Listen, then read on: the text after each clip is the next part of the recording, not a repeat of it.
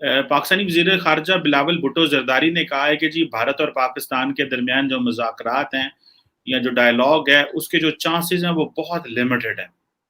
और ख़ास तौर पर क्योंकि ये बिलावल भुट्टो ज़रदारी का पहला दौरा था अमेरिका का, एक बात।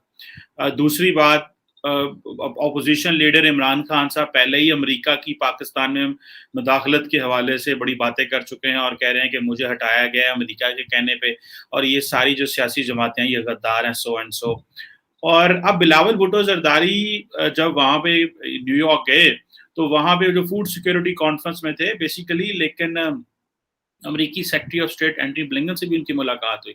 लेकिन बिलावल भुट्टो ज़रदारी वहाँ पे, ज़ाहिर बात है, कश्मीर का ज़िक्र करना उनके लिए इंतहाई इम्पोर्टेंट था।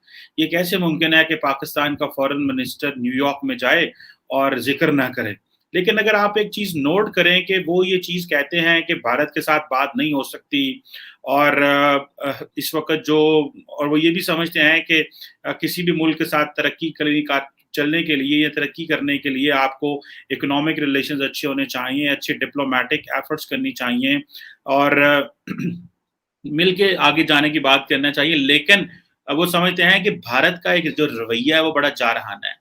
लेकिन आप लोगों ने शायद ये नोट किया कि नहीं किया, लेकिन मैंने तो नोट किया, और मेरा काम ही नोट करना है कि भारत ने इसका कोई रिस्पॉन्ड ही नहीं किया जो बिलावल भुट्टो ज़रदारी ने स्टेटमेंट दी है कि क्या बात हो सकती है, क्या बात नहीं हो सकती। भारत को इस चीज़ की बड़ी क्लियर अंडरस्टैंडिंग है कि पाकिस्तान जो भी बोलता रहे, पाकिस्तान को जवाब ही ना दो, और उस सिलसिले में वो क्या करते रहे, उस सिलसिले में वो सारा टाइम जो है वो इंटरनेशनली पाकिस्तान को आइसोलेट करने में अपना रोल प्ले करते रहे। बिलावल भुट्टो ज़रदारी ने इस्लाम वहाँ पे जब अमेरिका में भी और पाकिस्तान में जो बात हुई, तो उन्होंने एक सिंपल वर्ड कहा जी कि रेसिस्ट पॉलिसी जो है वो इंडियन ऑक्युपाइड कश्मीर में जो है वो, और हम इसको कंडेम करते हैं, सो एंड सो।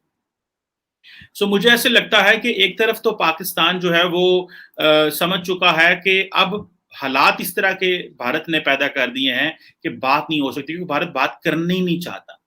भारत ने बड़ा क्लियर स्टैंड ले लिया है कि जी पाकिस्तान से बात ही ना करो, और जब भी पाकिस्तान के मुतल्लिका बात करो, आप एफएटीएफ की बात करो, आप दहशतगर्दी की बात करो, क्रॉस बॉर्डर टेररिज्म की बात करो, आप 26/11 की बात करो, आप जो है वो जो बाकी दहशतगर्दी के वाक़यात जो भारत के पर्सपेक्टिव उसको वो दहशतगर्दी कहते हैं, उनकी बात करो, हाफ़िज़ सईद की बात करो, यूएन सिक्योरिटी काउंसिल रेज़ोल्यूशन की बात करो, तो ये वो चीज़ है जिससे वो चीज़ें जो हैं, और पाकिस्तान ज़ाहिर बात है वो कहता है जी कि अगर आपने डायलॉग करना है तो आपको इससे आगे जाना पड़ेगा।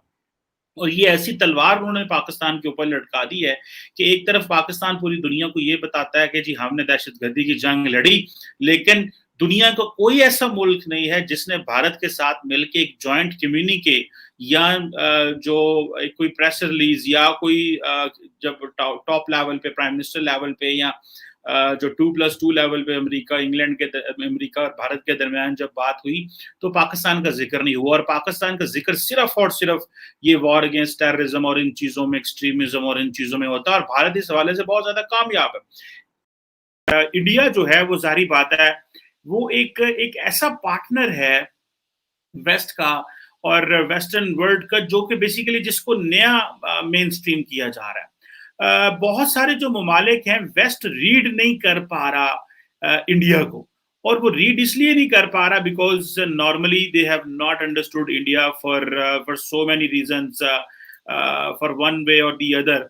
वो इसलिए नहीं रीड कर पाया बिकॉज वो समझते रहे हैं कि इंडिया जो है वो उसका वो स्टेटस नहीं था, क्योंकि इंडिया उतना इकोनॉमिकली इंगेज नहीं था। इंडिया जो है वो उसका एक ग्लोबल एक इम्पैक्ट नहीं था, जो कि ऑब्वियसली अभी तो वो है एक इम्पैक्ट, और वो सारी दुनिया वो समझ रही है कि ये इम्पैक्ट जो है वो बढ़ रहा है with the passage of time.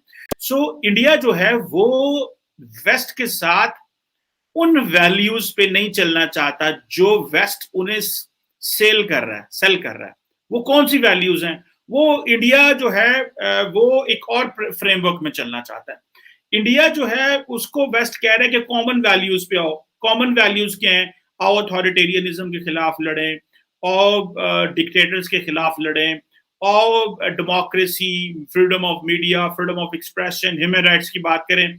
India कहता है ये मैं सारी चीजें करूंगा, लेकिन अपने एक सोशो पॉलिटिकल एनवायरनमेंट के हिसाब से करूंगा, मैं डिक्टेटेड एनवायरनमेंट में नहीं करूंगा। ये एक बड़ी इंपॉर्टेंट चीज है जिसको समझने की जरूरत है। सो इंडिया ने इसी वजह से जो रशियन इन्वेजन है यूक्रेन में, उसमें अब्सटेन किया और उसको कंडेम भी नहीं किया। और इंडिया जो है वो कह रहा है कि आप हमारी न्यूट्रलिटी जो यूक्रेन पे है उसको समझें।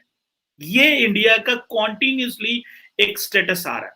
और ये जो मैं आपको बात बता रहा हूं कि इंडिया स्ट्रेटेजिक पार्टनरशिप चाहता है, लेकिन इंडिया वैल्यूज नहीं चाहता। वो वैल्यूज नहीं चाहता जिसकी बेस के ऊपर अमेरिका और यूरोप कनेक्टेड था। इंडिया कहता है ये जो मेरी वैल्यूज हैं, they will go with my national interest, with my political objective, with my political environment and with my जो सोशो पोलिटिकल कल्चरल जो उनकी वैल्यूज हैं और जो हिस्ट्री है उसको मद्देनजर रखते हुए। दोस्तों, जब भी फॉरेन पॉलिसी बनती है ना, तो कहते हैं कि there are always some cornerstone in a foreign policy, जिसे हम बेसिकली जो स्टूडेंट्स फॉरेन पॉलिसी को समझते हैं उनको बोलते हैं डिटर्मिनेंट्स। क्या है, what are the determinants, what is kept in mind while making a foreign policy.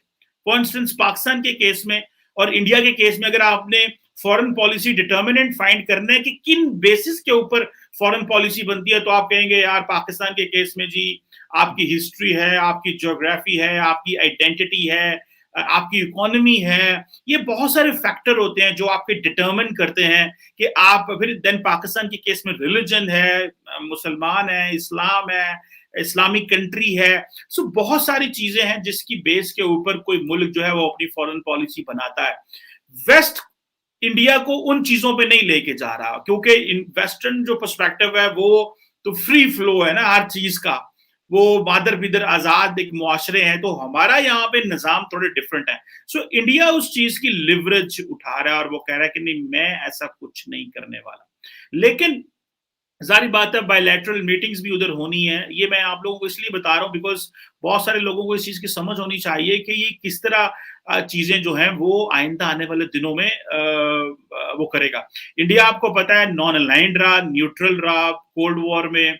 जो इंडिया की जो पोस्ट कॉलोनियल मॉडर्निटी है, जैसे मैंने जो डेमोक्रेसी है और जो उनका एक अपना एक इंक्लूसिवनेस का फ्रेमवर्क है, वो बिल्कुल डिफरेंट है। ठीक है जी। चाइना का जो राइज है और जो वो एक डिफरेंट है, और इंडिया जो है वो वेस्ट के साथ डिफरेंट टर्म्स एंड कंडीशन पे आया है।